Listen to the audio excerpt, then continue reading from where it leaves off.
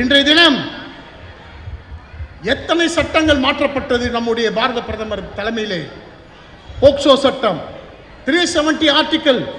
இந்த 370 ஆர்டிகல் அது மிகப்பெரிய சதி திட்டம். 370 ஆர்டிகல் மூலமாக காஷ்மீருக்கு தனி அந்தஸ்து. அதை அப்படிதான் சொல்லினார்கள். நாங்கள் எல்லாம் ஏமாந்தோம். என்னுடைய ஜெனரேஷன் அத்தனை ஏமாந்தது.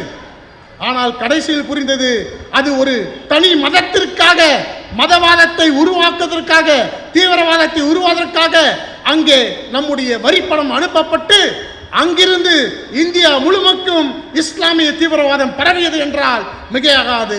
அதை ஒழிக்கத்தான் 370 ஆர்டிகளை கொண்டு வந்து காஷ்மீருக்கு சிறப்பந்தத்தை எடுத்து, காஷ்மீர் இந்தியாவின் ஒரு பகுதி தான். காஷ்மீரில் இருக்கின்ற அனைவருக்கும் இந்தியாவின் சட்ட திட்டம் அனைத்தும் செல்லும். காஷ்மீரில் அந்த 370 ஆர்டிகள் இருக்கும் வரை அங்க இருக்கின்ற ஷெட்யூல் காஸ்ட் இன மக்களுக்கு எந்தவித சலுகையும் கிடையாது. ஒரு முறை கேட்டது உண்டா? ஒரு முறை பாராளுமன்றத்தில் பேசியது உண்டா?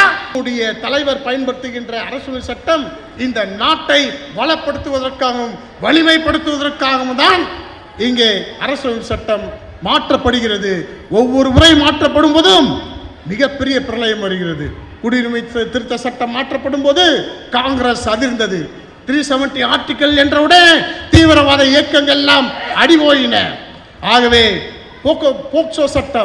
போக்சோ சட்டத்தை கடைசியாக கொண்டு வந்த போது அத்தனை பெண்களுடைய மானமும் காப்பாற்றப்பட்டது. ஆக இந்து தர்மம் என்பது பெண்ணுக்கு தான் முன்னுரிமை.